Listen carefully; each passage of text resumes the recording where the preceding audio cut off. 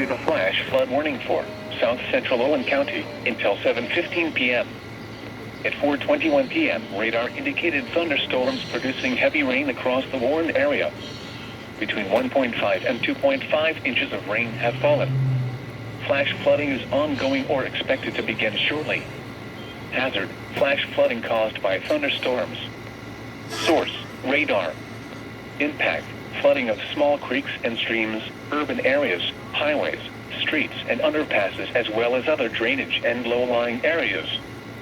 Some locations that may experience flash flooding include Monterey, Beechwood, and Harmony.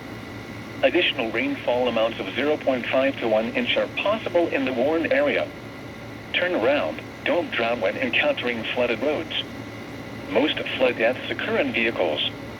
To report flash flooding, go to our website at weather.gov/ILN and submit your report via social media when you can do so safely.